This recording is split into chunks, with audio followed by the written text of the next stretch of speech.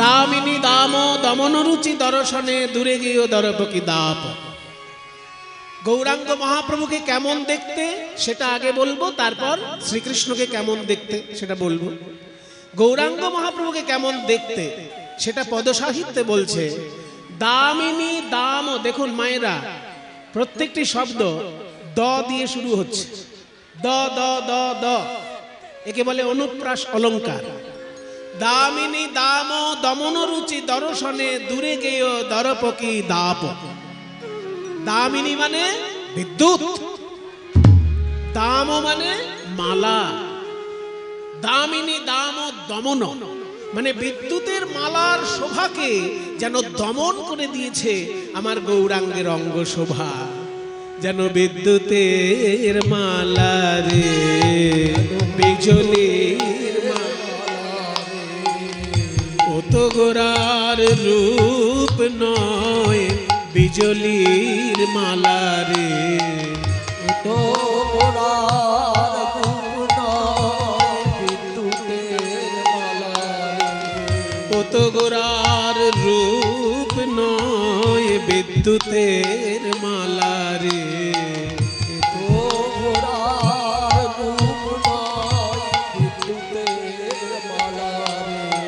গৌরাঙ্গ মহাপ্রভুর রূপ দেখে মনে হচ্ছে যেন বিদ্যুতের ঝলকানি।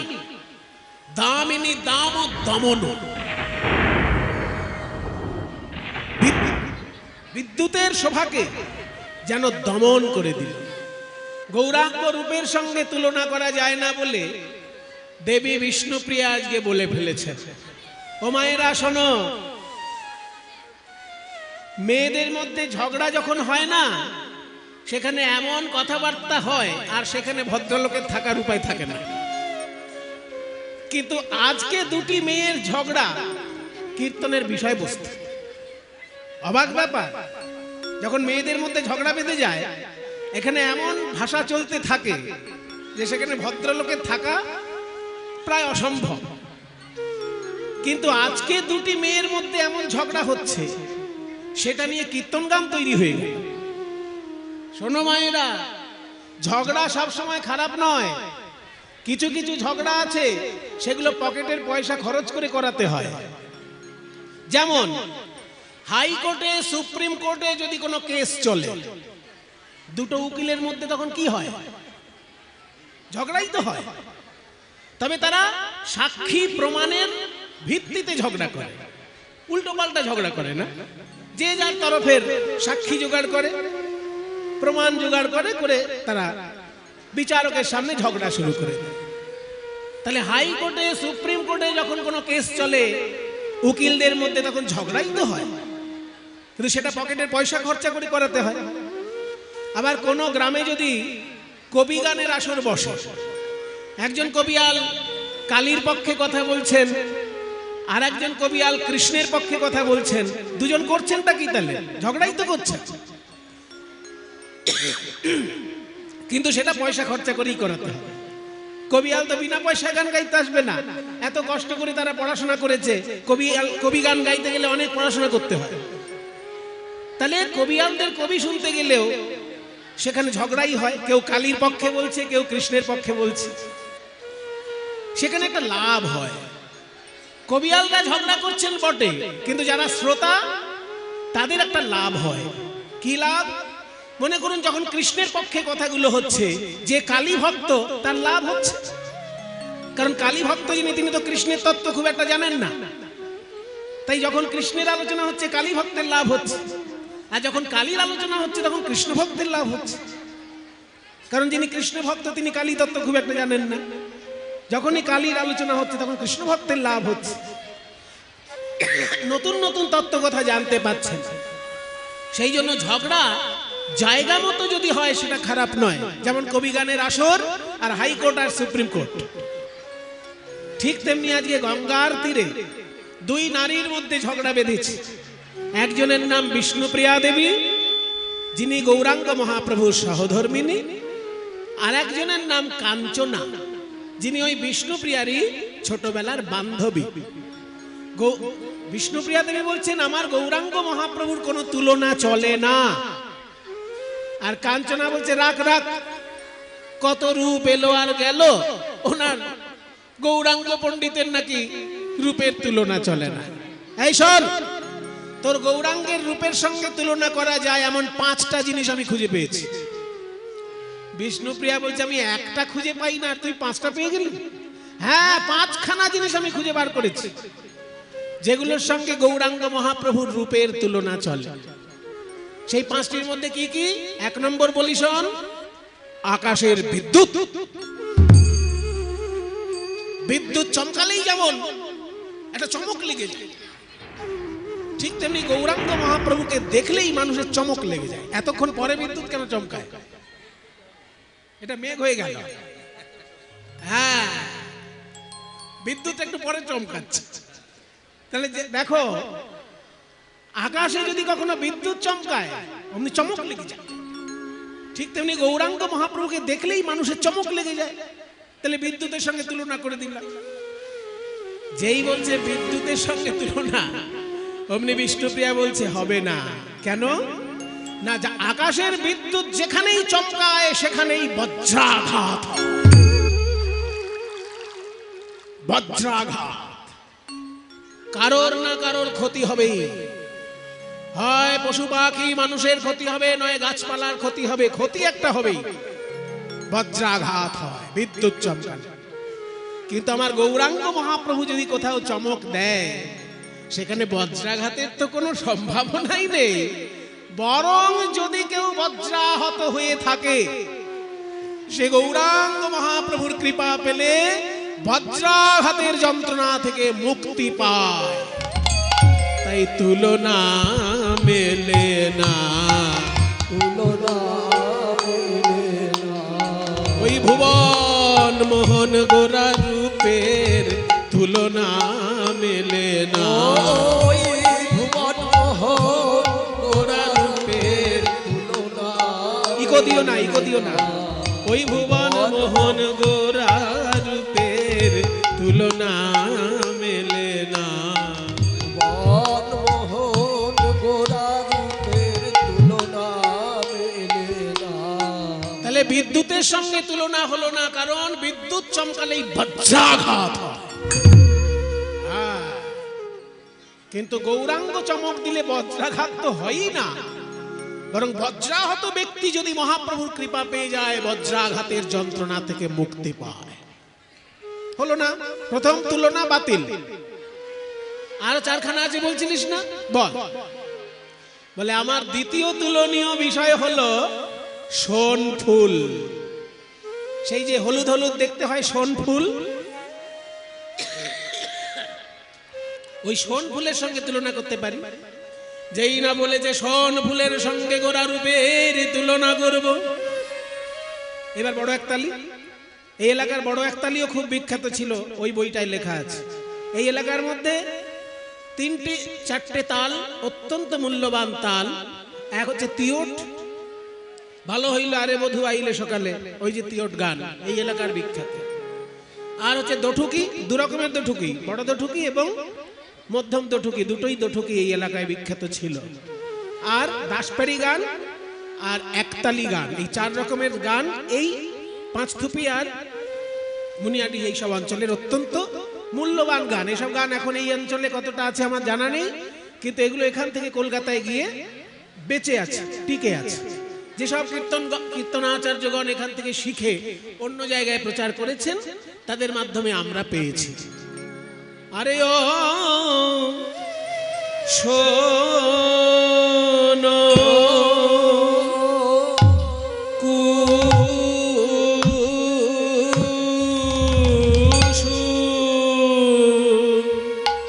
কুসুম তাহে গোরা রূপের আগে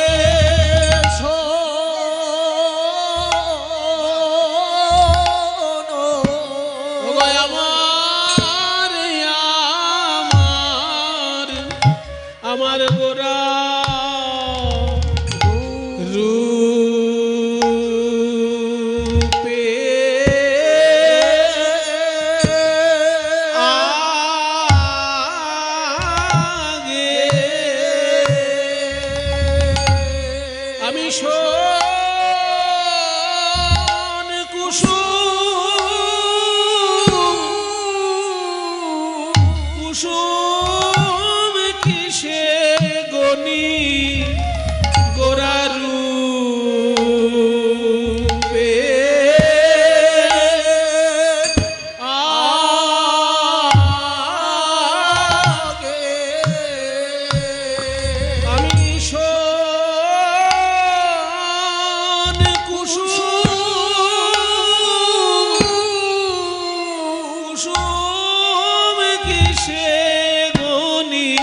বলিয়া আমার গোরা রূপের আগে উল্টে গেছে।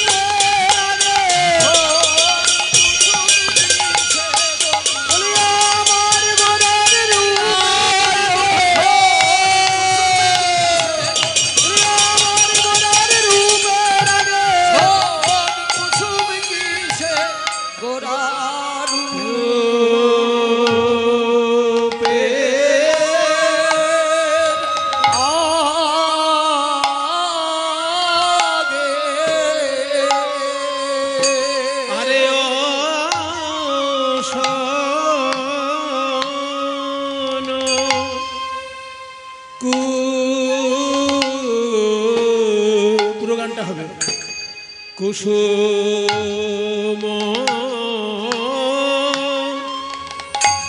তাহে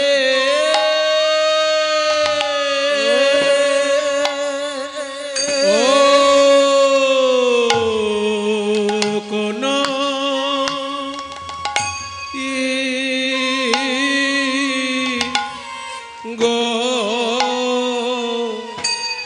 গনি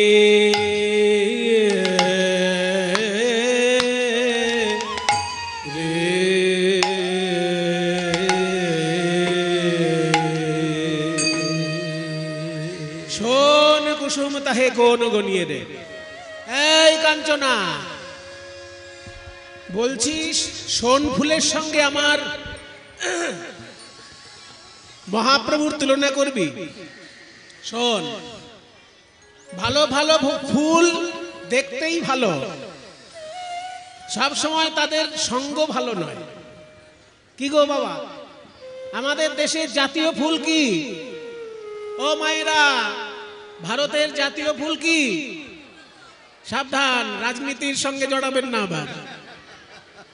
ভারতের জাতীয় ফুল হলো পদ্ম ফুল। পদ্ম ফুল দেবতার চরণে শোভা পায়।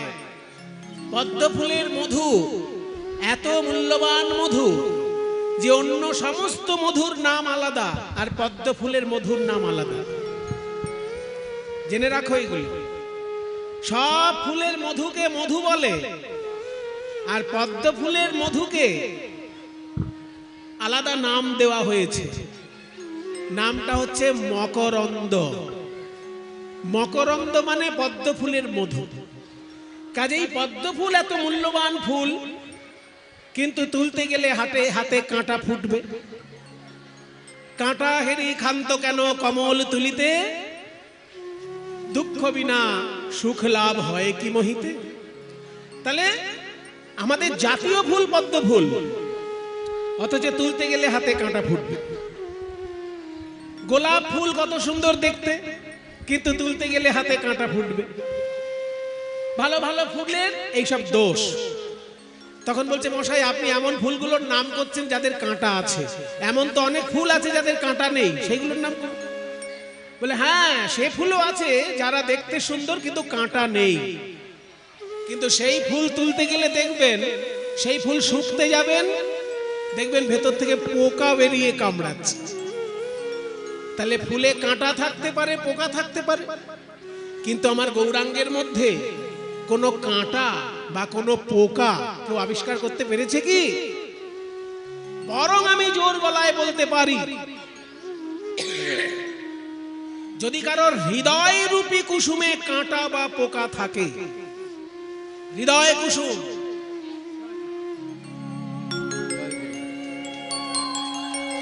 আসল ফুল হলো হৃদয় ফুল। যারা ঠাকুর পুজো করেন তারা জানেন, পূজা করতে গেলে 5টা জিনিস লাগে। ও মায়েরা, বাড়িতে পুজো করো তো?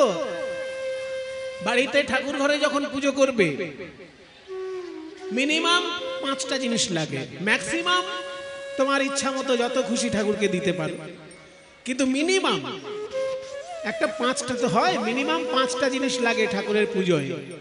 এগুলো ঠাকুর মশাইরা জানেন, আমি আপনাদেরকে বলে দিচ্ছি। গন্ধ, পুষ্প, ধূপ, দীপ, নৈবেদ্য। গন্ধ মানে চন্দন, পুষ্প মানে ফুল, ধূপ বলতে ধূপকাঠি, দীপ মানে প্রদীপ, আর নৈবেদ্য হচ্ছে প্রসাদের থালা।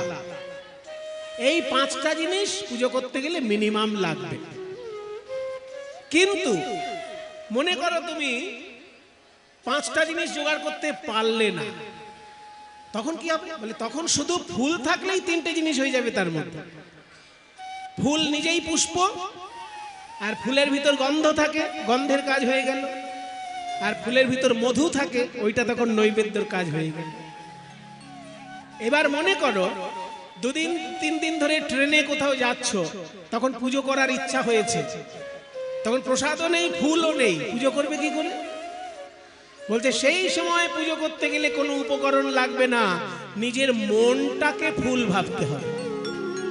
আমার শাস্ত্র বিধান দিয়েছে, তোমার হাতের কাছে যদি উপকরণ না থাকে, উপকরণ থাকলে উপকরণ দাও, কিন্তু না যদি থাকে তবু পুজো হবে। শাস্ত্র বলছে চিত্তং প্রকল্পয়েত পুষ্পম প্রাণাহ ধূপং প্রকল্পয়েত। তোমার চিত্তটাই তখন ফুল। যখন হাতের কাছে ফুল নেই অথচ ঠাকুর পুজো করার ইচ্ছা হচ্ছে, তখন কি করবে? তখন মনে মনে ভাববে আমার এই মনটাই ফুল, আমার আরাধ্য দেবতার চরণে নিবেদন করলাম। এই মন রূপী ফুল ঠাকুরকে পুজো দেওয়াটাই শ্রেষ্ঠ পূজা। একে বলে মানসোপচারে পূজা। মানস উপচার, উপচার মানে উপকরণ, মানসোপচারে পূজা। এবার এইটা শোনার পর আবার কিছু লোক ভাববে, যা কীর্তনিয়ার কাছে শুনে এবার আবার খরচা একটু বেঁচে গেল, তাহলে মন ভুলেই পুজোটা সেরে দেবো, পুজোর আর উপকরণ জোগাড় করতে হবে না। এই যদি ভাবো তাহলে কিন্তু গন্ডগোল আছে।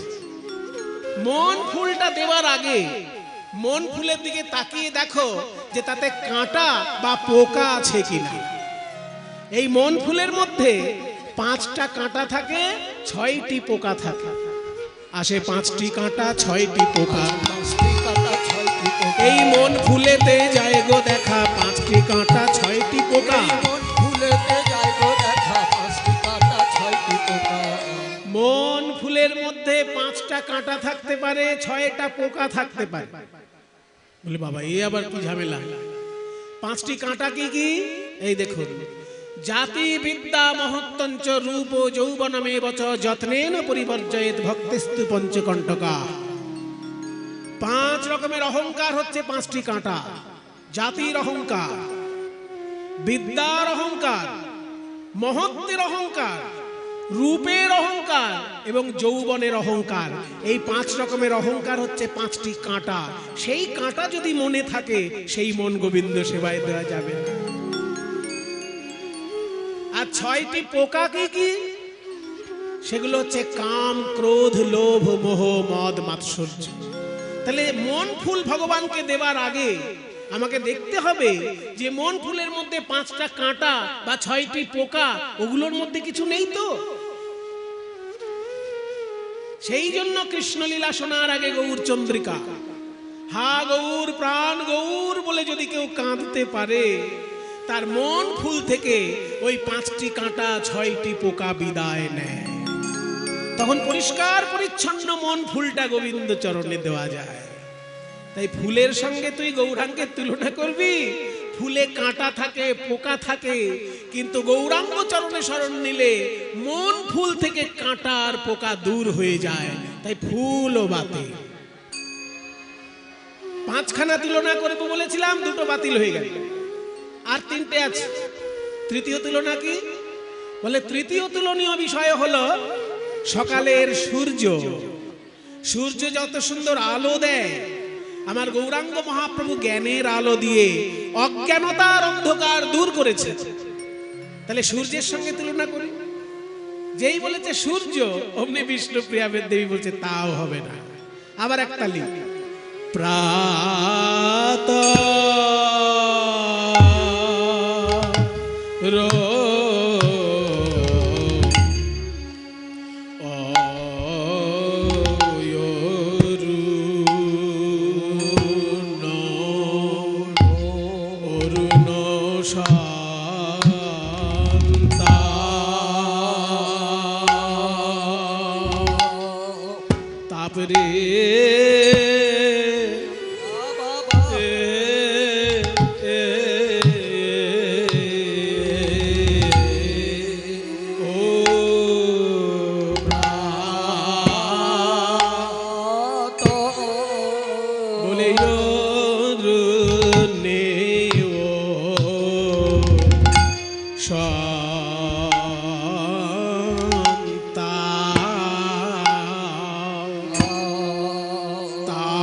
তাপরে আছে রে, এই যে কোটি চন্দ্র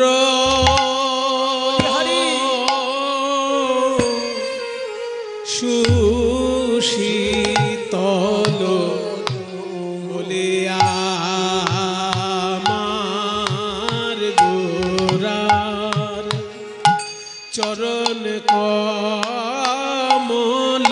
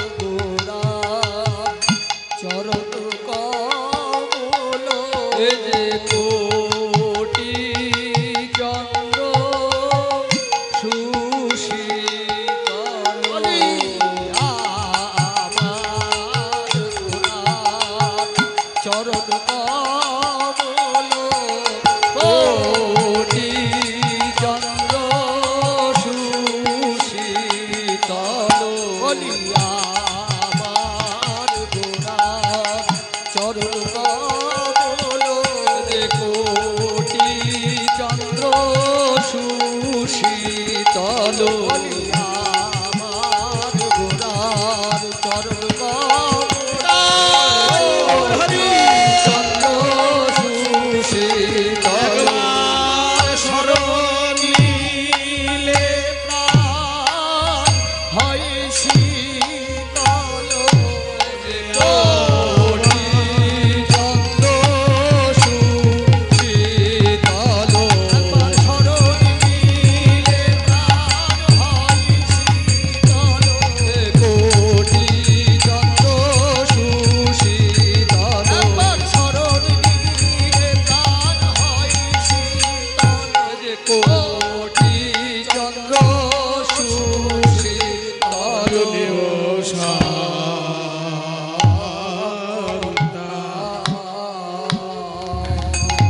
তাপ আছে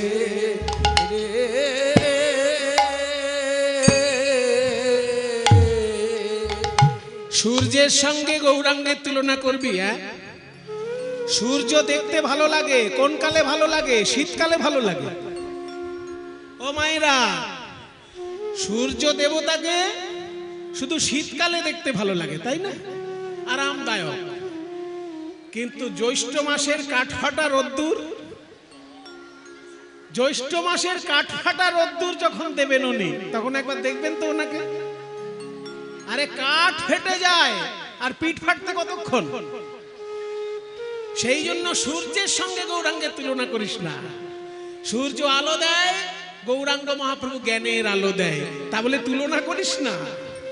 সূর্যের তাপে লোকে মারা যায়, কিন্তু গৌরাঙ্গ কি কাউকে তাপ দেয়? বরং কারোর মনে যদি তাপ থাকে, ত্রিতাপ, আধি ভৌতিক, আধি দৈবিক, আধি আত্মিক, এই ত্রিতাপ জ্বালা দূর করে দেয় আমার গৌরাঙ্গ মহাপ্রভু। তাই সূর্যের সঙ্গে তুলনা করিস না, বাতিল। বলে 5টা তুলনা করব ভেবেছিলাম, 3টে বাতিল হয়ে গেল। আর কি আছে? বলে এবার তুই সুযোগ করে দিলি। সূর্য যেমন আলো দেয়, তার সঙ্গে তাপও দেয়, সেই জন্য তুলনা হলো না। কিন্তু আকাশে তো আরো একজন আছেন যিনি আলো দেন কিন্তু তাপ দেন না। পূর্ণিমার রাতে আকাশে যখন চাঁদ ওঠে, নয়ন ভরে সেই দৃশ্য দেখা যায়, শীতল আলো। তাহলে চাঁদের সঙ্গে তুলনা করে দিই। যেই না বলেছে চাঁদের সঙ্গে, বিষ্ণুপ্রিয়া দেবী বলছেন তাও হবে না। ওগো আমার গোরা রূপের, গোরা রূপের গৌরাঙ্গ রূপে যাও বলিহা সজনী রে গোরা রূপের, আমার গোরা রূপের গৌরাঙ্গ রূপে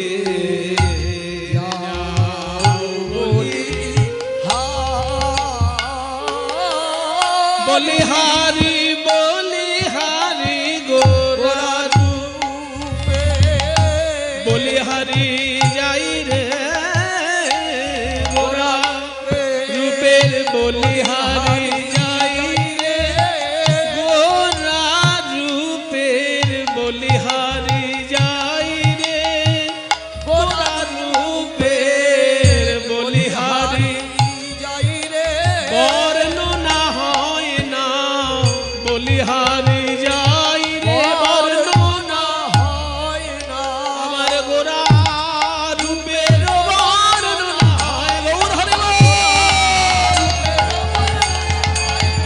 গোরা রূপের বর্ণনা হয় না, গোরা রূপের বর্ণনা হয়। বলিহারি যাই রে গোরা রূপের, গোরা ডবল বাজাতে বলছি, জোরে না। রূপের যাও বলি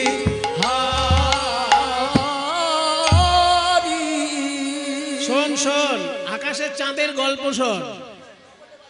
আকাশের চাঁদ যখন গৌরাঙ্গ রূপ দেখতে এলো, মনে মনে ভাবলো, সবাই বলে গোরা চাঁদ, গোরা চাঁদ, গোরা চাঁদ।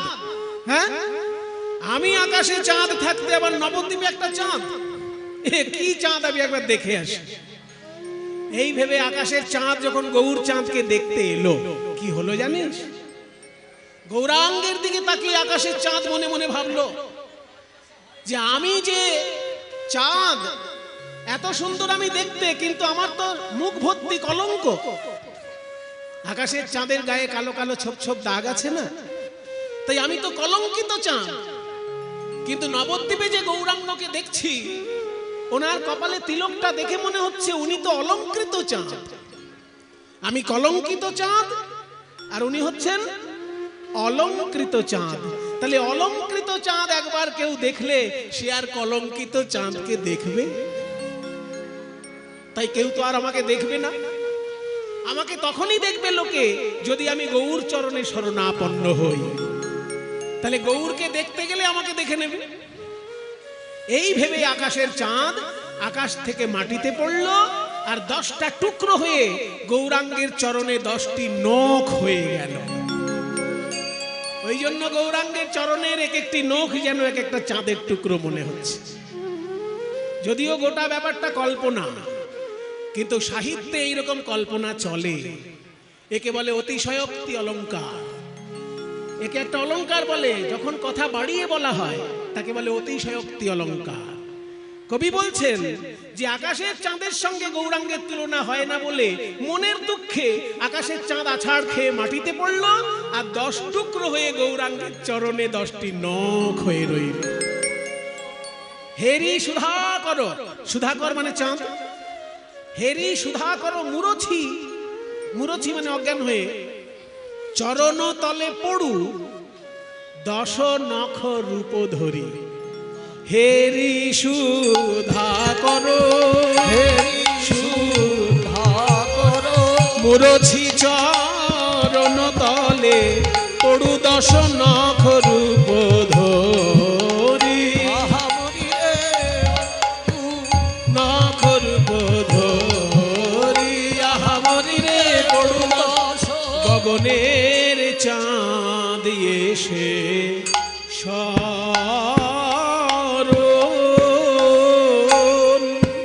শরণ নিল রে বড় 10 চাঁদ এসে।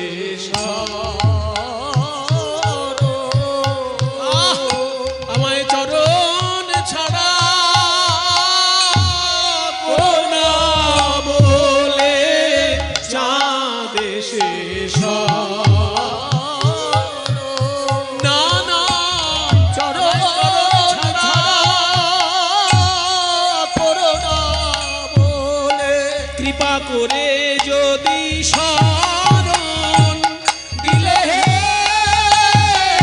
চরণ ছাড়া করোনা বলে কৃপা করে যদি শরণ দিলে চরণ ছাড়া করোনা বলে কৃপা করে যদি শরণ দিলে চরণ ছাড়া করোনা বলে কৃপা করে যদি শরণ দিলে করোনা বলে কৃপা করে যদি শরণ দিলে চরণ ছাড়া করোনা বলে চাঁদ এসে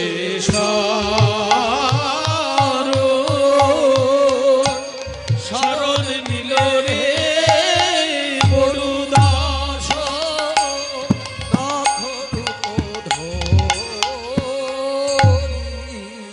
ও মায়েরা, এখন আপনি কটা তুলনা হলো? পড়াশোনা করলে তো মাঝে মাঝে একটু পরীক্ষা নিতে হয়, তার একটু পরীক্ষা নিচ্ছি। এখন অব্দি কটা তুলনা হলো? বাহ, কয়েকজন উত্তর দিয়েছেন। 4টে।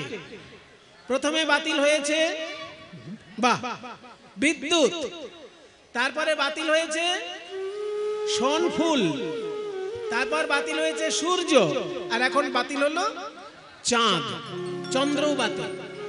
আর একটা মাত্র তুলনা আছে। বল বল তাড়াতাড়ি বল। বলে আমার শেষ তুলনীয় বিষয়বস্তু হলো একটা দামি ধাতু। বর্তমানে যার বাজারে দাম বেড়েই চলেছে, বেড়েই চলেছে। কেউ নাকে পরে, কেউ কানে পরে, কেউ আঙুলে পরে, কেউ গলায় পরে। কি গো, সোনা? তাহলে সোনার সঙ্গে তুলনা করে দিই।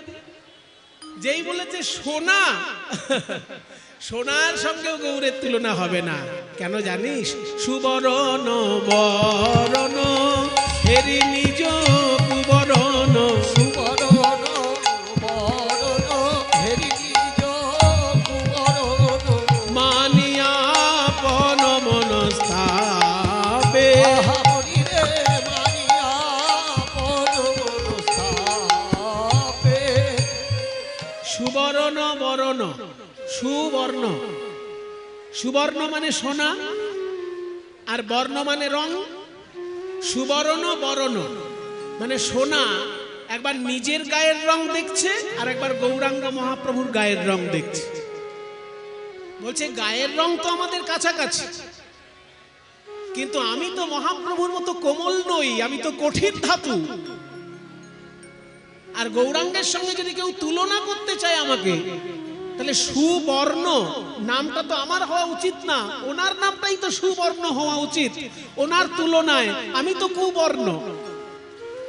তাই সুবর্ণ বরণ হেরি নিজ কুবরণ। সোনা যখন নিজের গায়ের দিকে তাকাচ্ছে, তখন মহাপ্রভুর তুলনায় নিজেকে কুবর্ণ বলে মনে হচ্ছে। তাই মানি আপন মনস্তাপে, মনের দুঃখে কষ্ট পেয়ে সে কি করলো জানো? নিজ তনু জারি ভস্ম সমগণইতে, মানে নিজের দেহটাকে পুড়িয়ে ছাই করবে বলে পৈঠল প্রবেশ করলো অনল সন্তাপে, আগুনের তাপের মধ্যে প্রবেশ করলো সোনা। সোনা শ্যাকরাকে ডেকে বলছে, ও শ্যাকরা, তুমি এতদিন আমাকে নিয়ে ব্যবসা করেছো, এবার আমার একটা উপকার করো। ওই গৌরাঙ্গ মহাপ্রভুর সঙ্গে আমার তুলনা হয় না, তাই আমার বেঁচে থাকার কোনো ইচ্ছা নেই, আমাকে একটু আগুনে পুড়িয়ে দাও।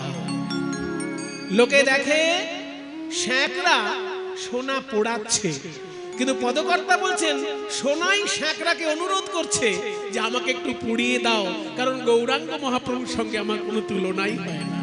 আমি আগুনে নিজেই ঝাঁপ দিলাম।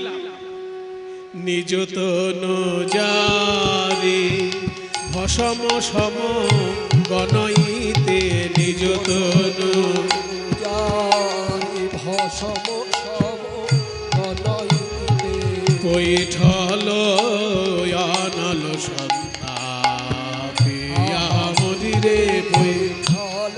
সোনা বলে আমার মুখ কেউ দেখো,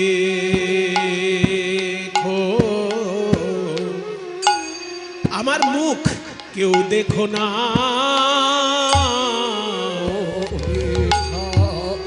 না না, আমার মুখ কেউ আমার মুখ কেউ দেখো না, কেন জানো? গোরা রূপের সনে আমার তুলনা হয় না, তাই আমি আগুনেতে ঝাঁপ দিলাম। তুলনা হয় না, আগুনে ঝাঁপ দিলাম। সনে তুলনা হয় না, আগুনে ঝাঁপ দিলাম। রূপের সনে তুলনা হয় না, আগুনে ঝাঁপ দিলাম। রূপের সনে আমার তুলনা হয় না, আগুনেতে ঝাঁপ দিলাম। রূপের সঙ্গে তুলনা হয় না, আমার মুখ কেউ দেখো, কেউ দেখো না গো। বৈঠল অনল পাঁচটা তুলনা করতে গেলাম, একটাও মিলল না। সোনার সঙ্গে তো তুলনা হলোই না, কারণ সোনা কঠিন আর গৌরাঙ্গ হচ্ছে কোমল। সোনা পড়লে অহংকার হয়, আর গৌরাঙ্গকে হৃদয়ে ধারণ করলে অহংকার দূরে যায়। সোনা পড়লে চুরি ডাকাতির ভয়, আর গৌরাঙ্গকে যদি কেউ হৃদয়ে ধরে সে বুক ফুলিয়ে ঘুরে বেড়ায় আর বলে কি জানিস, আমি গৌর রতন করে যতন রাখবো হিয়ার মাঝে, গৌর ভূষণ করব ধারণ যেখানে যেমন সাজে। গৌর রতন করে যত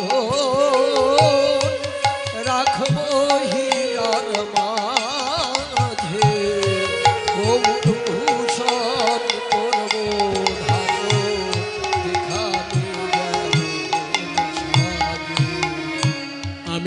গৌর বরণ ফুলের ঝাঁপায় লটন বাঁধব চুলে চুলে গৌর বরণ ফুলের ঝাপায় লটন বাঁধব চুলে আর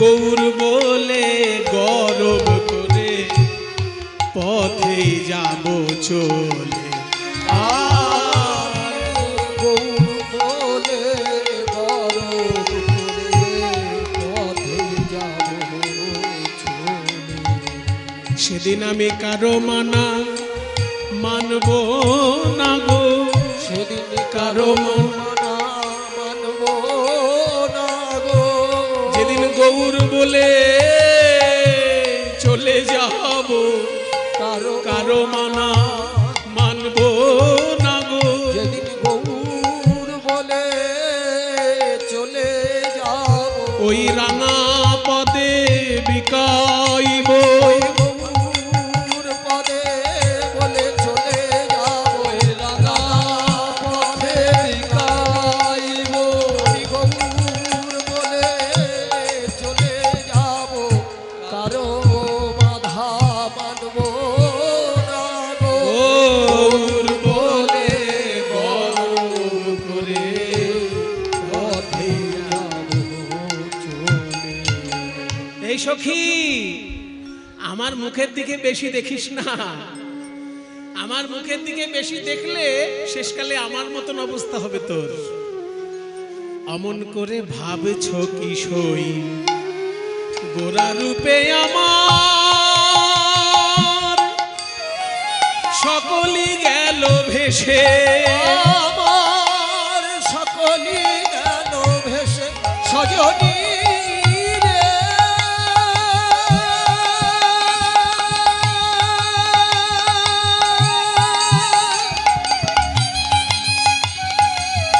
সজনী রে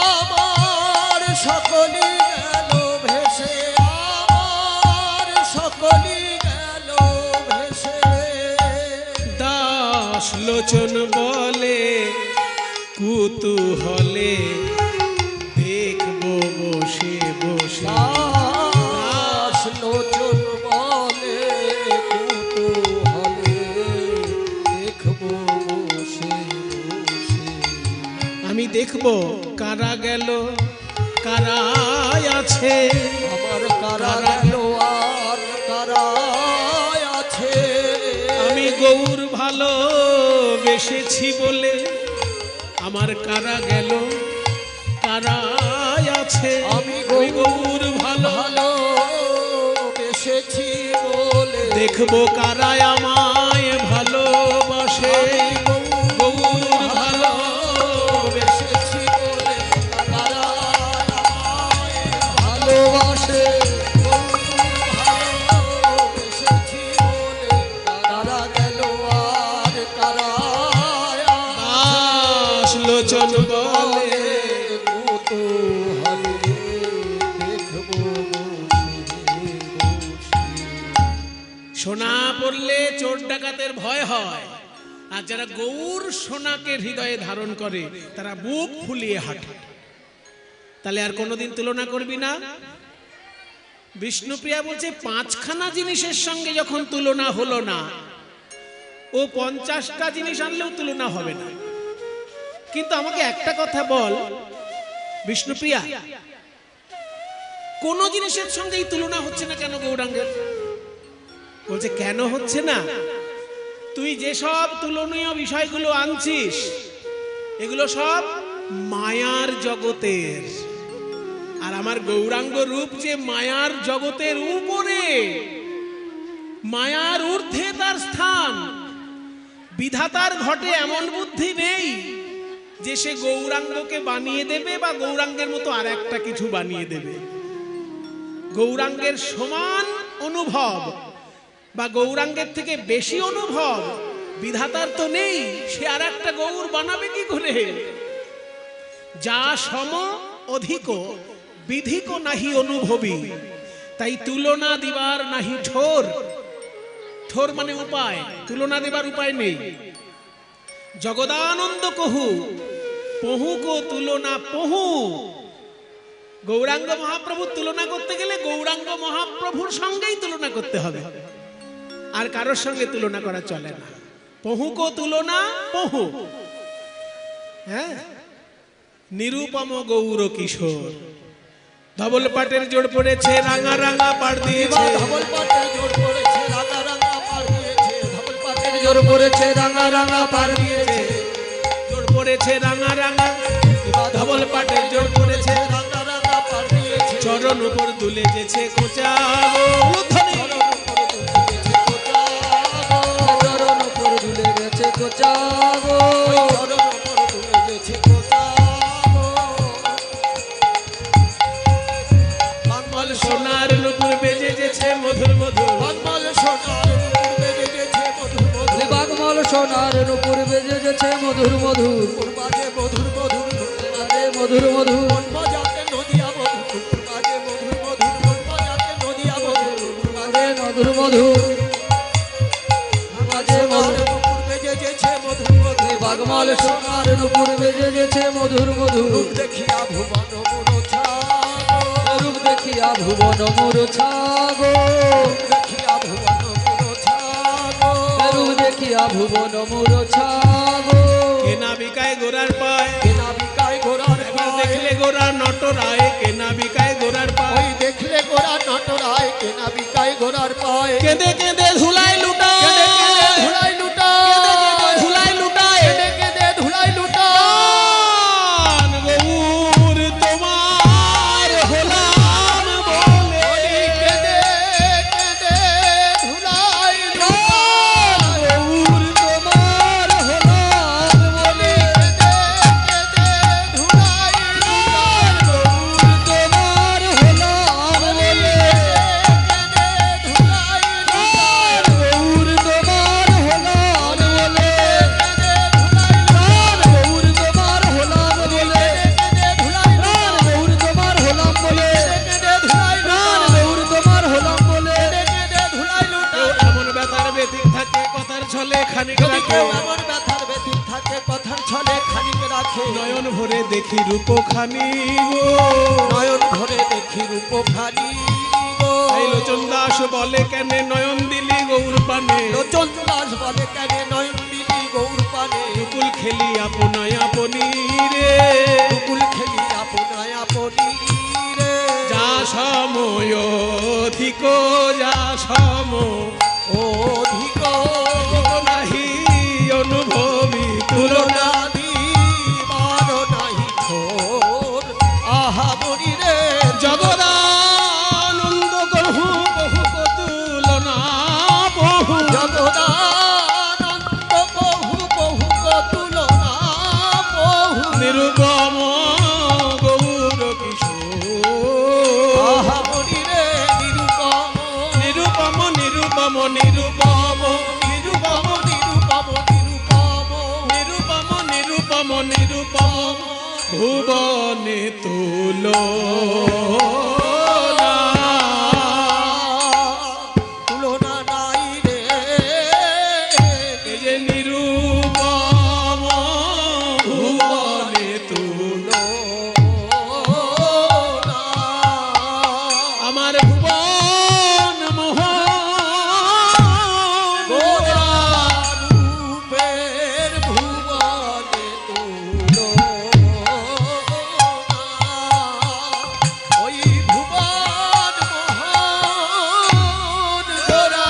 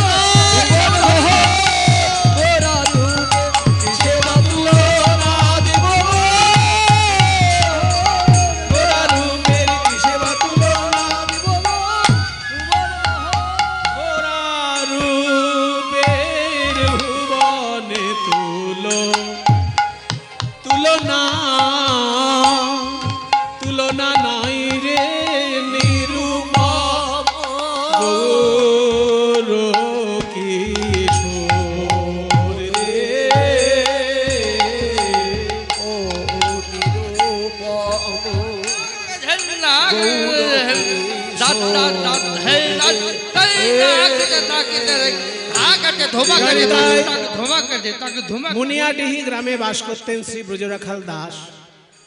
রবীন্দ্র ভারতী বিশ্ববিদ্যালয়ের খোলের অধ্যাপক ছিলেন। রথীন ঘোষ, হরিদাস কর মহাশয়ের সঙ্গে রেডিওতে বাজিয়েছেন। তার ঘরের একটি বাজনা আমি বলেছি ওকে বাজাতে, সে বাজাবে। গঙ্গা জলে গঙ্গা পুজো, আমাদের গুরুবর্গকে সম্মান তো আমরা এইভাবেই জানাবো। ব্রজরাখাল দাসের একটি বাজনা ও খোলের মধ্যে দিয়ে বাজাবে এই 14 মাত্রায়। গৌর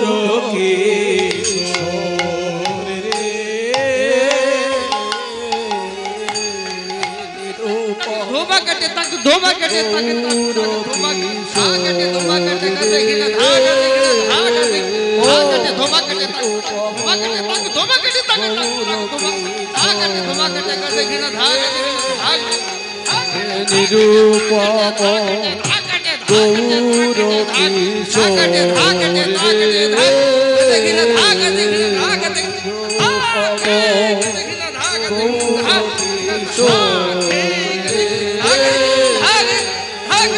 নিরূপম গৌর কিশোর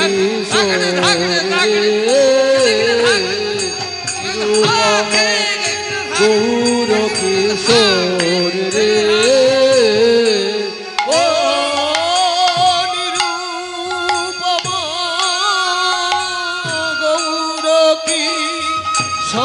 কিশোর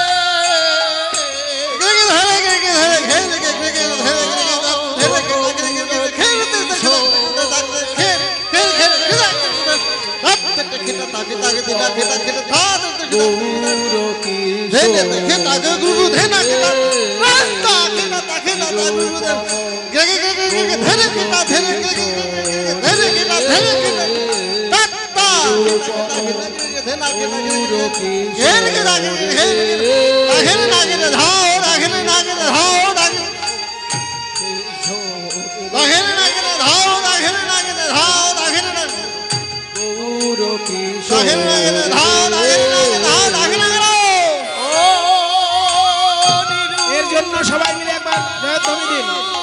নিতাই গৌর প্রেমানন্দে হরি বল, হরি বল।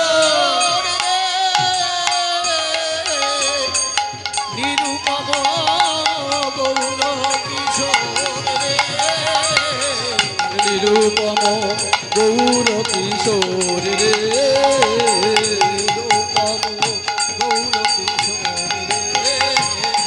নিরূপম গৌর কিশোর নিরূপম গৌর। গৌরাঙ্গ মহাপ্রভুর কোন জিনিসের সঙ্গেই তুলনা হয় না আমরা শুনলাম। এইবার বৃন্দাবনে গিয়ে দেখি প্রাণ গোবিন্দের রূপের বর্ণনা শ্রীমতী রাধারানী কেমন ভাবে সখীদের কাছে করছে। চলো আমাদের মনটাকে নিয়ে একটু বৃন্দাবনে যাই। একবার চলে রে আমার মন যমুনা পুলিনে যেথায় শ্রীধাম বৃন্দাবন। একবার চলে রে আহা, একবার চলে আমার মন যমুনা পুলিনে শ্রীধাম বৃন্দাবন। ধ্বনি একবার চলে আমার মন যমুনা পুলিনে শ্রীধাম বৃন্দাবন। সীতা শ্যাম গিরিধারী শ্যাম নয়নাভিরাম শ্যাম কুণ্ড রাধা কুণ্ড শ্যাম কুণ্ড রাধা কুণ্ড সেথায় শ্যাম কুণ্ড রাধা কুণ্ড শ্যাম কুণ্ড রাধা কুণ্ড দেখবি আবার গিরি গোবর্ধন ওই গোবর্ধন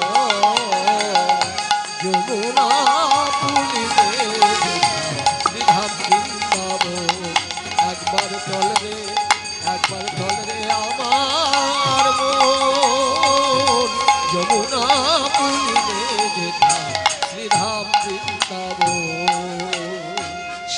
তলায় যাবে প্রাণ জুড়াবি, যাবে প্রাণ জুড়াবি। রাধা শ্যামে দেখতে পাবি, যাবে প্রাণ জুড়াবি, রাধা শ্যামে দেখতে পাবি। দেখবি কদম তলা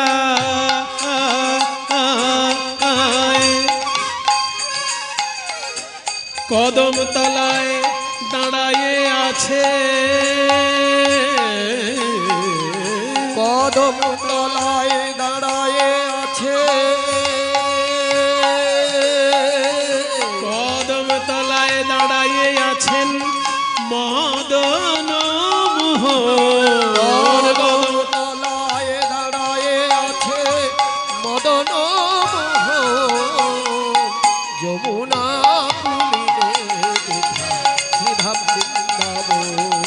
একবার চল রে, একবার চল রে আমার মন। যমুনা পুলিনে শ্রীধাম চলো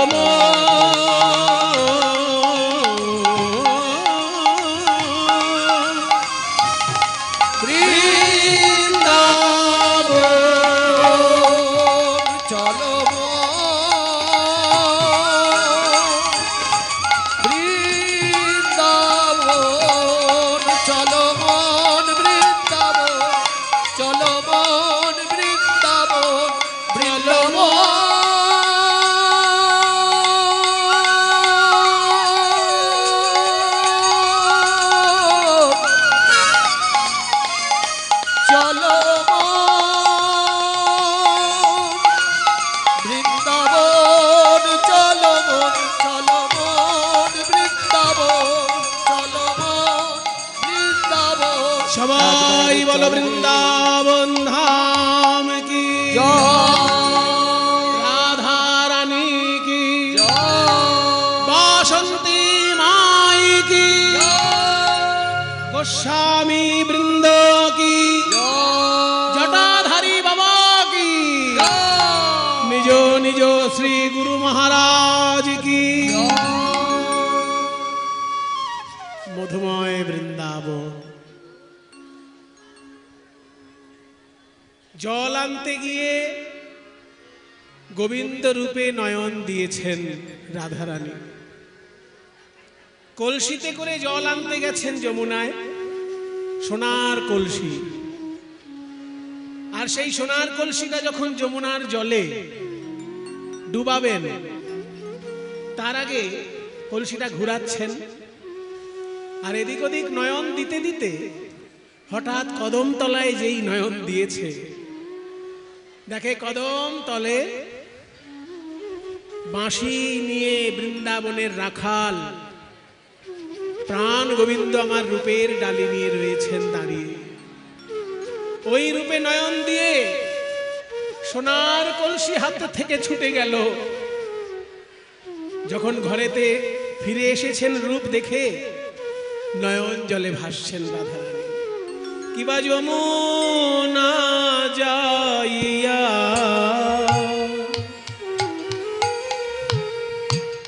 শ্যামেরে দেখিয়া ঘরে আইল বিনোদী। আরে কিবা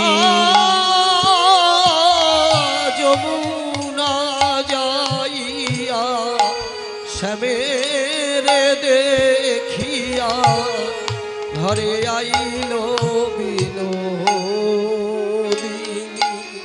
কিবা যমুনা যাইয়া শ্যামেরে দেখিয়া ঘরে আইল বিনোদিনী। বিরলে বসিয়া কাঁদিয়া কাঁদিয়া, বিরলে বসিয়া কাঁদিয়া কাঁদিয়া শ্যাম রূপখানি।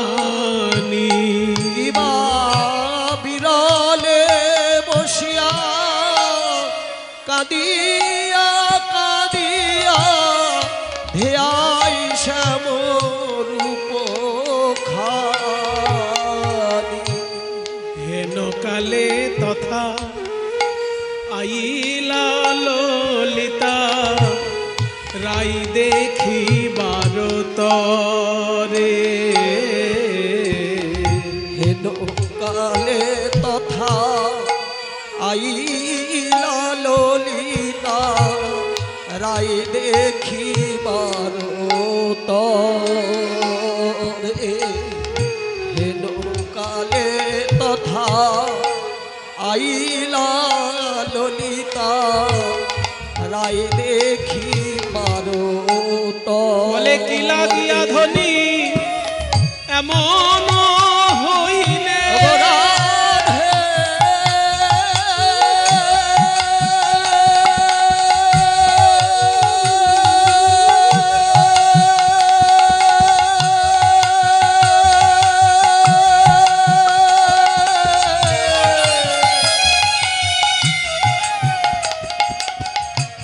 প্রেমময়ী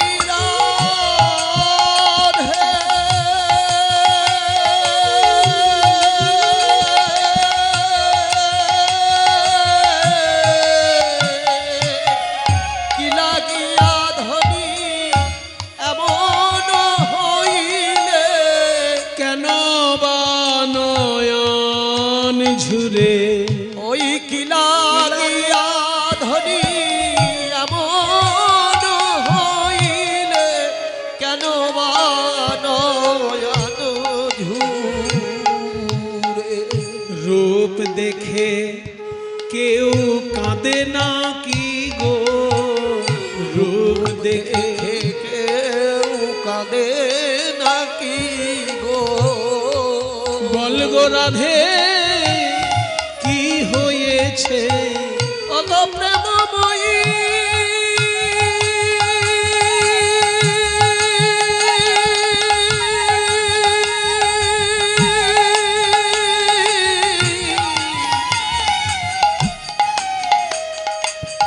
অমন করে নিরজনে বসে বসে কাঁদেছ কেনে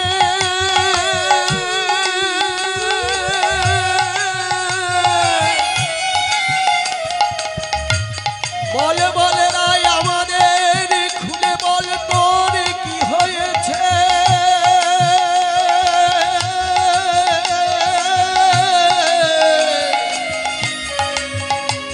আমরা তোর মরম সখী ওগো রাধে গো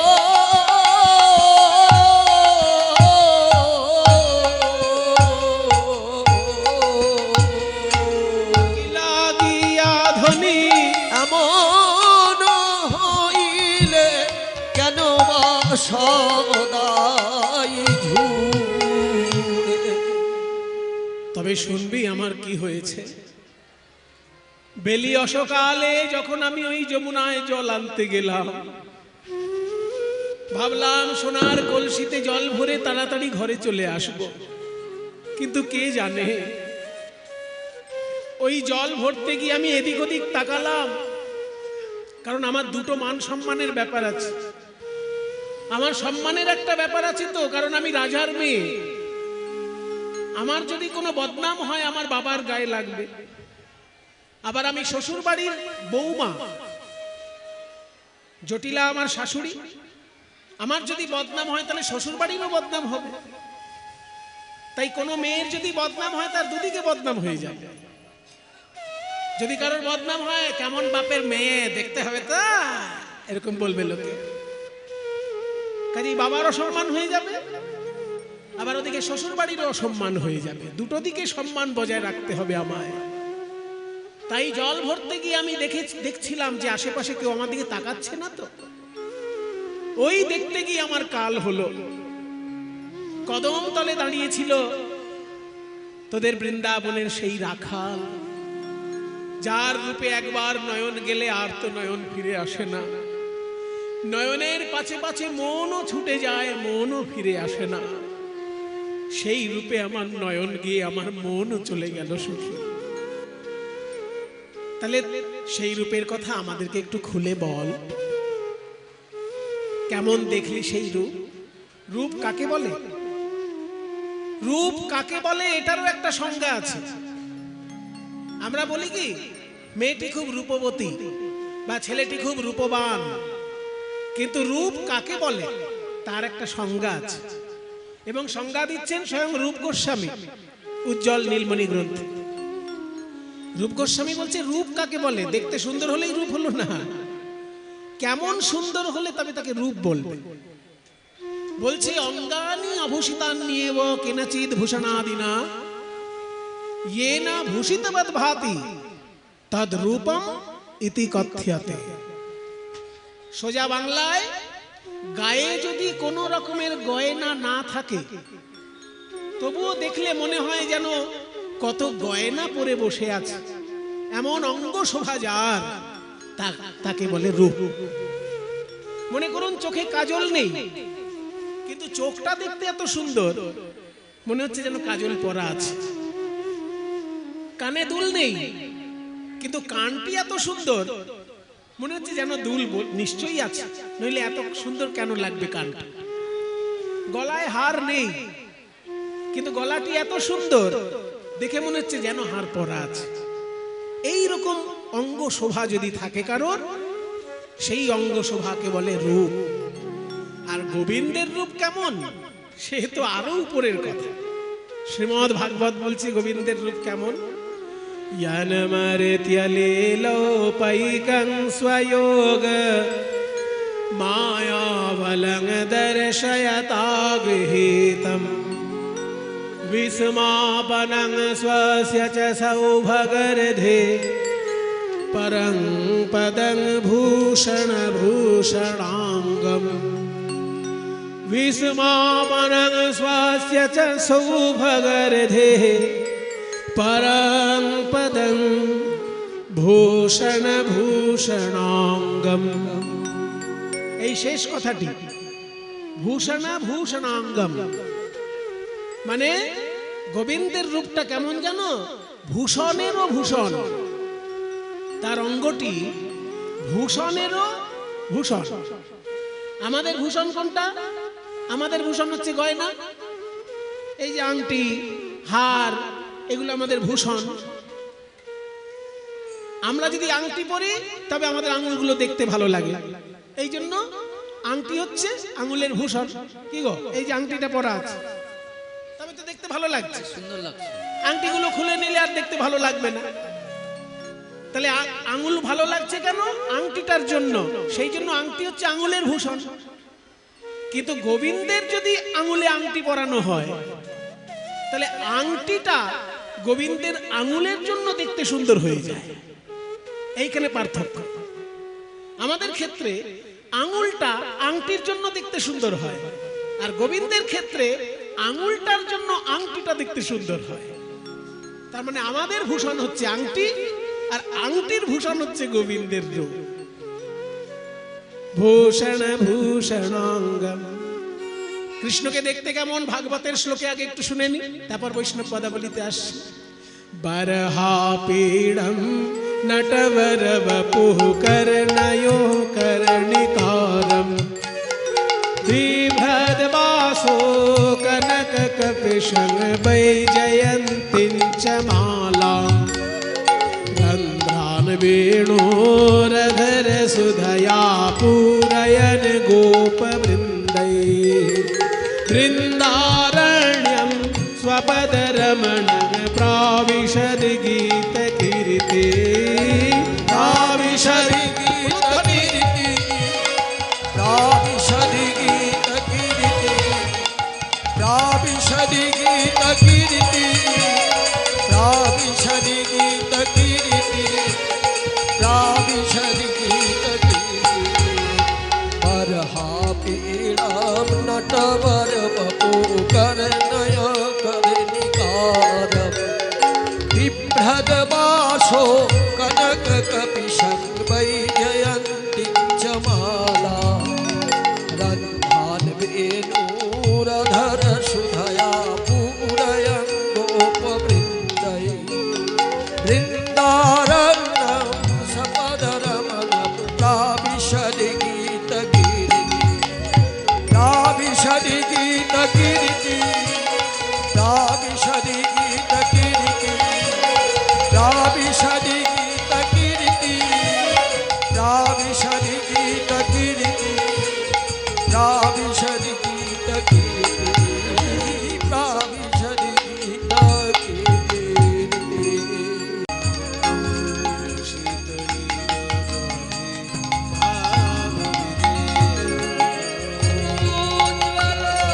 বরণ গৌরবর দেহ বিলাসিত নিরবধি ভাব বিদেহ ত্রিভুবন পাবন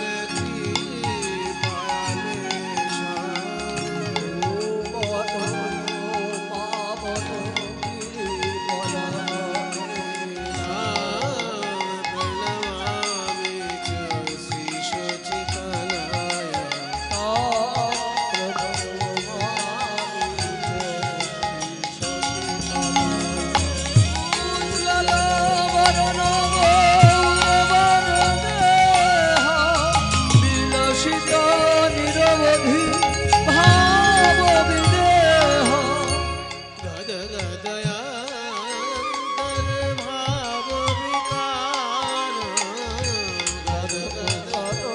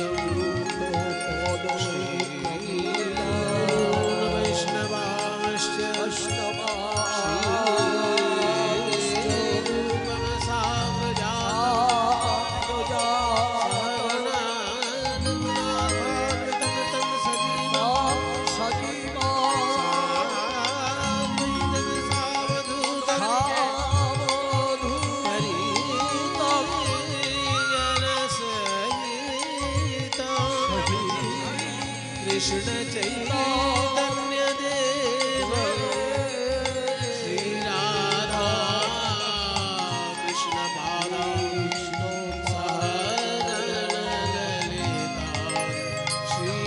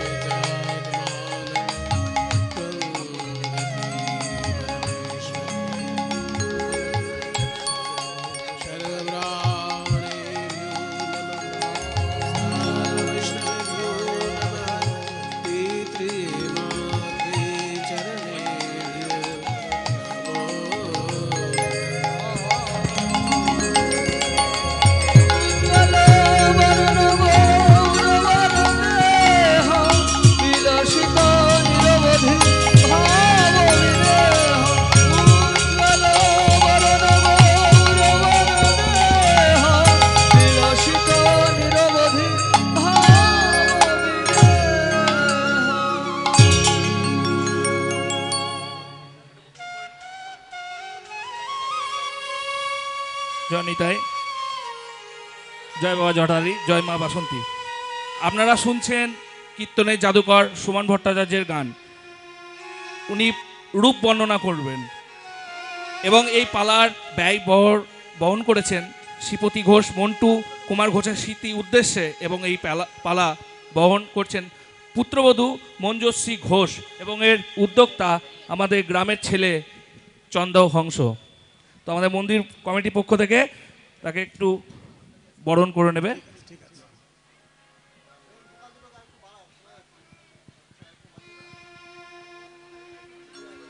এবং সবারই কাছে আমরা ক্ষমা প্রার্থী ছোট জায়গা বলে, কারণ আমরা এই হরিবাসর ছাড়া এই গান অন্য কোথাও করাতে পারবো না। তাই আপনারা একটু নিজের মতো করে গান শুনবেন, নিজে শুনবেন এবং অপরকে দেখার সুযোগ করে দেবেন। জয় নিতাই।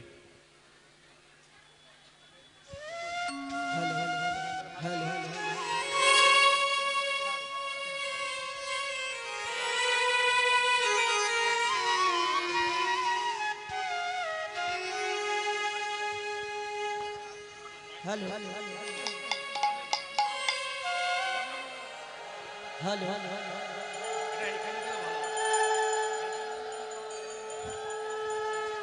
এবং ইউটিউব দাদাদের উদ্দেশ্যে একটা কথা, যে দাদা মানে একটু তোমরা একটু সবাইকে দেখবে, যেহেতু আমাদের ছোট জায়গা, তো একটু সবাইকে দেখার সুযোগ করে দেবে।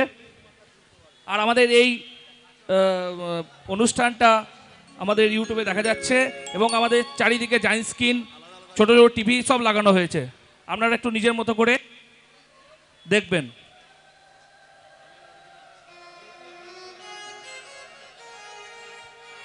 আমাদের মাঠে প্রজেক্টটা দেওয়া আছে।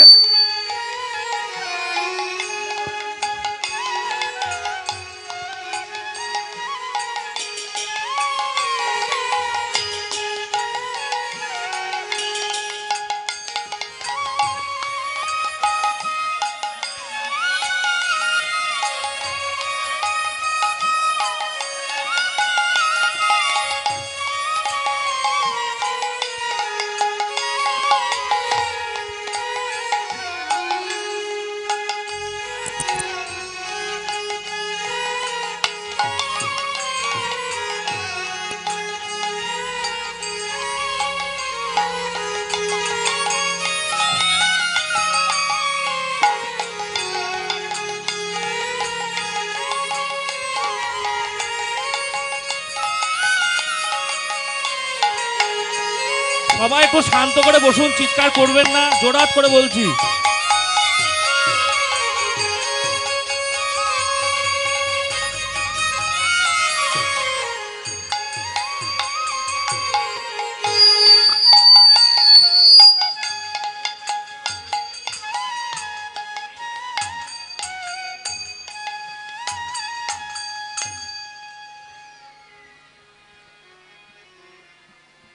Hello hello hello hello Damini দামো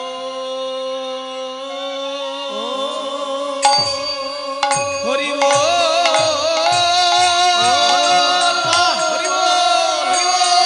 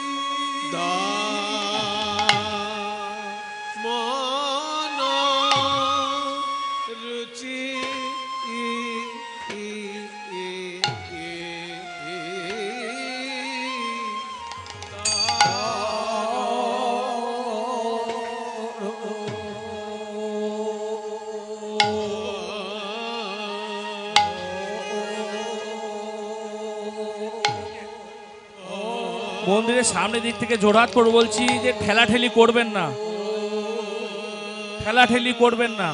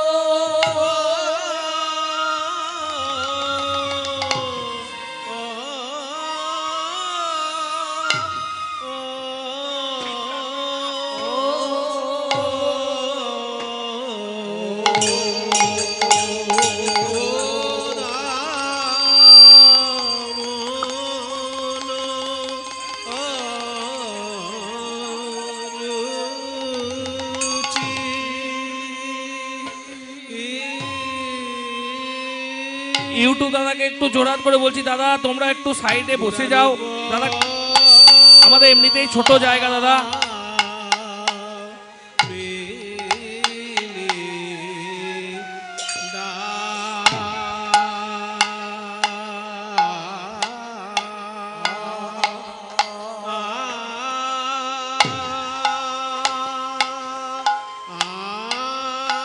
সাউন্ড দাদাকে বলছি একটু সাউন্ড দেওয়ার জন্য, সাউন্ড হচ্ছে না পিছনের দিকে একবারে।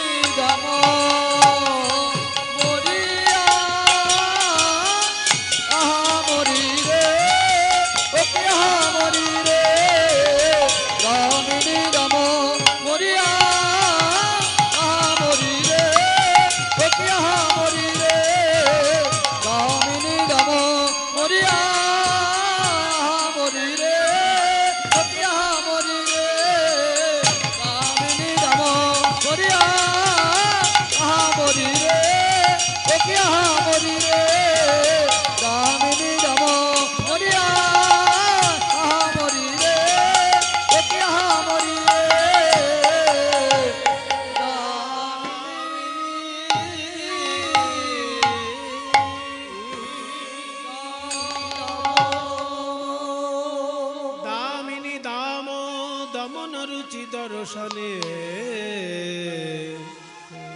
দূরে গেও দর্প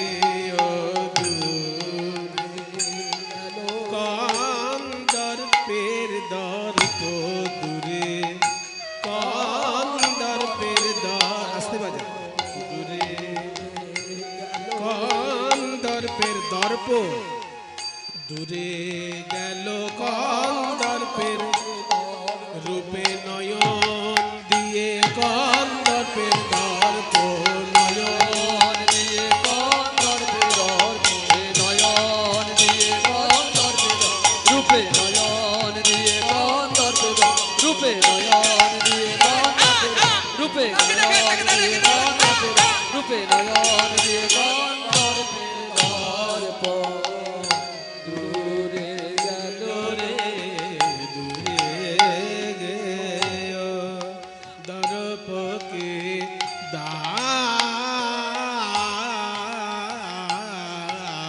দূরে দূরে দূরে গেয় দর্পকে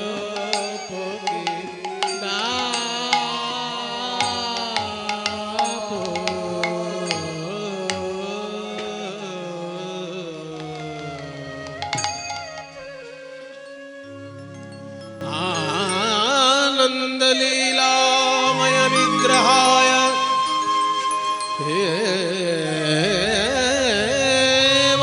हेमाभदिव्यच्छवि सुन्दराय तस्मै महाप्रेमरस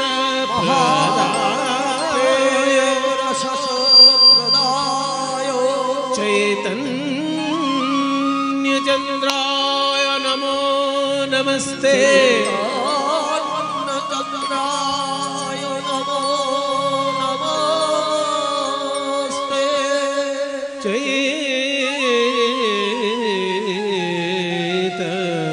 चैतन्यचन्द्राय नमो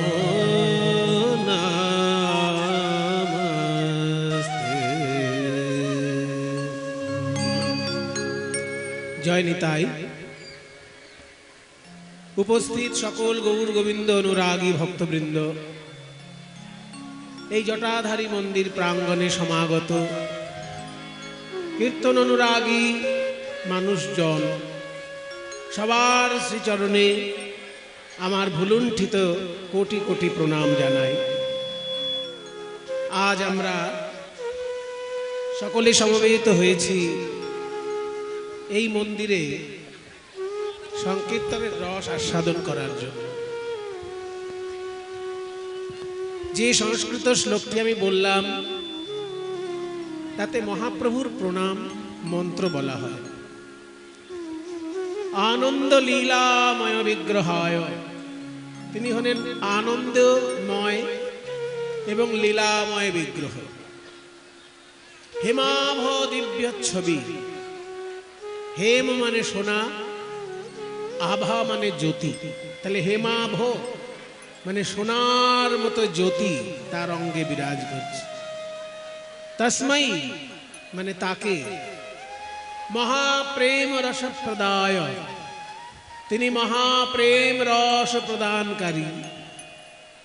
সেই মহাপ্রেম রস প্রদানকারী চৈতন্য মহাপ্রভুকে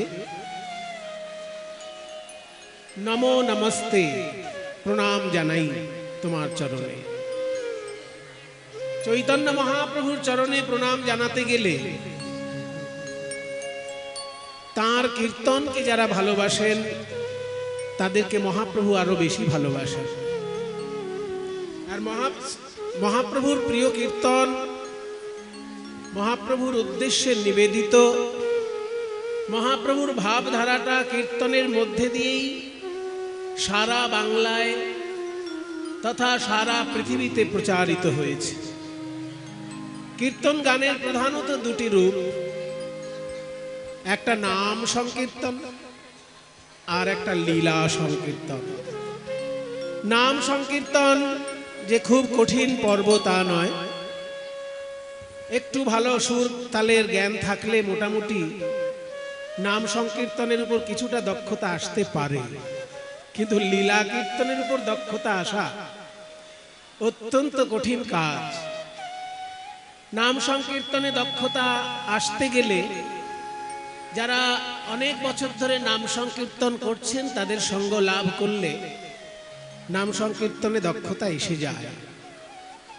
কিন্তু লীলা কীর্তন এমন একটি সঙ্গীত পদ্ধতি যে ঠিক ঠিক শিক্ষা গ্রহণ না করলে লীলা কীর্তনের পরিপূর্ণ রস আস্বাদন করা অত্যন্ত কঠিন। কিন্তু আমার ভাগ্য ভালো, যেই জায়গাটিতে আমি দাঁড়িয়ে আছি এই মনিয়াডিহি গ্রাম বা তৎসংলগ্ন পাঁচথুপি, এই পাঁচথুপি মনিয়াডিহি এইসব অঞ্চল লীলা কীর্তন রসকীর্তনের পীঠস্থান।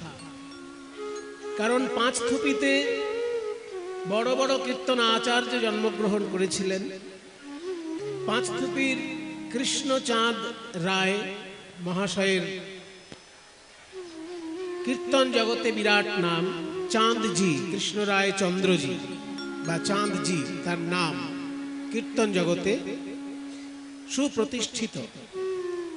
আর এই পাঁচথুপির পাশেই মনিয়াডিহি গ্রামে, শোনা যাচ্ছে না?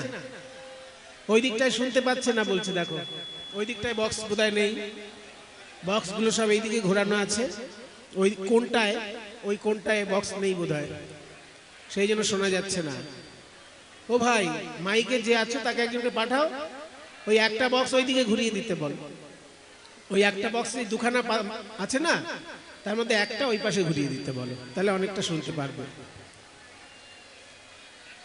হ্যালো, শোনা যাচ্ছে? এখন শোনা যাচ্ছে? এখনো শোনা যাচ্ছে না? শোনা যাচ্ছে না। তুমি মনিটরগুলো বন্ধ করে দাও দেখি ভাই, মনিটর পুরো অফ করে দাও একদম। হ্যাঁ, মনিটর পুরো অফ করে দিয়েছো, এইবার সব সাউন্ড জোরে বাড়িয়ে দাও। হ্যালো, সব বাড়িয়ে দাও। হ্যালো হ্যালো হ্যালো, এইবার ঠিক আছে। দেখেছো, এই মনিটর যত নষ্টের গোড়া। ঠিক ঠিক চালাতে পারলে শিল্পীদের একটু সুবিধে হয়, কিন্তু চালাতে যদি না পারে তাহলে মনিটর না থাকাই ভালো।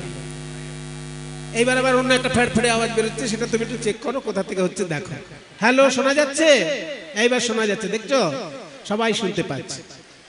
যেটা বলছিলাম, মনিয়াডিহি গ্রামে বাড়ি এমন আপনারা কজন আছেন আগে একটু আমি দেখতে চাই। যারা কীর্তন শুনতে এসছেন তাদের মধ্যে মনিয়াডিহির মধ্যে কাদের বাড়ি একটু হাত তুলুন দেখি। মনিয়াডিহি গ্রামে যাদের বাড়ি তারা হাত তুলুন। আচ্ছা, যাক, যে কটা হাত দেখতে পেলাম মনে হয় মনিয়াডিহি সবাই কীর্তন শুনতে আসেনি, কারণ মাইকে বাড়ি থেকে শোনা যাবে, সেই সুযোগটা তারা নিচ্ছেন। ভালো কথা। আচ্ছা, পাঁচথুপি এলাকার মধ্যে কাদের কাদের বাড়ি সবাই একটু হাত তুলুন। ওরে বাবা, এখানে অনেকগুলো হাত উঠছে। পাঁচথুপি এলাকায় যাদের বাড়ি তারা হাত তুলেছেন, তখন দেখা গেল অনেক সংখ্যায়। তার মানে আশেপাশে থেকে বহু মানুষ ভক্ত শ্রোতা এখানে কীর্তন শুনতে এসেছেন। এইবার যে প্রশ্নটা করব সেটার উত্তর আমার মনে হয় পাবো না। সেটা হলো, বাংলার কীর্তন গান বলে একটি বই কিনতে পাওয়া যায়, সেই বইটা কি আপনাদের কারোর বাড়িতে আছে? হ্যাঁ, এইখানে আর হাত উঠবে না। এইটার জন্যই আপনাদের কষ্ট করে হাত তুলতে বললাম। একজন হাত তুলছে দেখছি, আছে আপনাদের বাড়িতে বাংলার কীর্তন গান? কার লেখা বইটা? কার লেখা? হ্যাঁ, বৈষ্ণব দাস? না না। হ্যাঁ, নরোত্তম দাস? না না। তাহলে আমি যেটা বলছি সেটা নয়। কয়েকজন মা এখানে হাত তুলেছে, এটা আমার খুব ভালো লাগলো। কারণ মায়েরা যে ভক্তিটা কতখানি ধরে রাখেন, আমাদের পূজা, আমাদের সংস্কার, আমাদের ধর্ম, বেশিরভাগ অংশটাই সমাজের মায়েরা ধরে রাখেন। তার প্রমাণ আবার আজকে পেলাম। কারণ কীর্তন গানের বই কার বাড়িতে আছে জিজ্ঞেস করাতে আমি ছেলেদের দিক দিয়ে হাত খুব একটা দেখতে পেলাম না, মায়েদের মধ্যে বেশ কয়েকজন হাত তুললেন, এটা ভালো লেগেছে। কিন্তু যে বইটির কথা আমি বলছি সেইটার সঙ্গে আপনারা পরিচিত নন। সেটা হচ্ছে, আরেকবার বলছি ভালো করে সবার জন্য এই জন্য বলছি, ওই বইটাতে মনিয়াডিহি গ্রামের বর্ণনা আছে, সেই জন্য বলছি। পাঁচথুপি এবং মনিয়াডিহি এই অঞ্চলে কোন কোন কীর্তন বিখ্যাত ছিল তার বর্ণনা ওই বইটার মধ্যে আছে। বইটার নাম হচ্ছে বাংলার কীর্তন গান, আবার বলে দিচ্ছি, বাংলার কীর্তন গান। লেখক হচ্ছেন ডক্টর মৃগাঙ্কশেখর চক্রবর্তী। লেখক ডক্টর মৃগাঙ্কশেখর চক্রবর্তী। ইনি ছিলেন রবীন্দ্র ভারতী বিশ্ববিদ্যালয়ের শ্রীখোলের অধ্যাপক। রবীন্দ্র ভারতী বিশ্ববিদ্যালয়ের শ্রীখোলের অধ্যাপক ছিলেন। ছবি বন্দ্যোপাধ্যায়ের যত কীর্তনের ক্যাসেট আছে তার মধ্যে বেশিরভাগ খোল বাজনা ওনার খোল বাজনা। তো সেই মৃগাঙ্কশেখর চক্রবর্তী অত্যন্ত মূল্যবান একটি গবেষণামূলক কীর্তনের বই লিখেছেন, সেটার নাম বাংলার কীর্তন গান। এটা আমি আশা করব যে মুনিয়াডিহি এবং পাঁচথুপি এলাকার মানুষের যারা কীর্তনকে ভালোবাসেন তাদের সকলের ঘরে থাকা উচিত, কারণ এই বইটার মধ্যে পাঁচথুপি এবং মুনিয়াডিহির কীর্তন সম্পর্কে উল্লেখ আছে। বইটা কিনতে পাওয়া যায় কিন্তু কেনাটা খুব কঠিন। সেই জন্য এখনকার দিনে সহজ পদ্ধতি বেরিয়ে গেছে, যে এসব ছেলে মেয়েরা খুব মোবাইল ঘাঁটতে জানে সেই সব ছেলে মেয়েদেরকে ধরবেন, তাদেরকে বলবেন যে ইন্টারনেট থেকে এই বইটা আমাকে ছাপিয়ে নিয়ে এনে দে। ইন্টারনেটে বইটা পাওয়া যায়। এবার যেখানে ইন্টারনেট থেকে বই ছাপানো যায় সেই রকম জায়গায় ইন্টারনেট থেকে এই বইটা ছাপিয়ে নিলে আর কিনতে হবে না, বাড়ি বসেই আপনারা বইটা পেয়ে যাবেন। বইটির নাম বাংলার কীর্তন গান। এই বইটি পড়েই আমার কীর্তনের প্রতি বিশেষ আগ্রহ এবং কীর্তন শেখার জন্য আমি বাংলার গ্রামে গ্রামে গিয়েছি গুরুর সন্ধানে। তার মধ্যেই মুনিয়াডিহির ব্রজরাখাল দাস মহাশয়ও আছেন। মুনিয়াডিহি গ্রামে ব্রজরাখাল দাস মহাশয়ের বাড়ি ছিল। তিনি শ্রীখোলের অধ্যাপক ছিলেন ওই রবীন্দ্র ভারতী বিশ্ববিদ্যালয়ের। রবীন্দ্র ভারতী বিশ্ববিদ্যালয়ের শ্রীখোলের অধ্যাপক ছিলেন উনি, এবং উনি রেডিওতে টিভিতে প্রচুর শ্রীখোল বাদ্য করেছেন। হরিদাস কর মহাশয় ওনাকে এখান থেকে নিয়ে গিয়ে কলকাতায় পরিচিত করিয়েছিলেন। সেই জন্য হরিদাস কর মহাশয়ের সঙ্গে উনি খোল বাজাতেন। তারপর রথীন ঘোষের সঙ্গে উনি খোল বাজিয়েছেন। সেই ব্রজরাখাল দাস মশাইও আমাকে কিছু গান শিখিয়েছিলেন।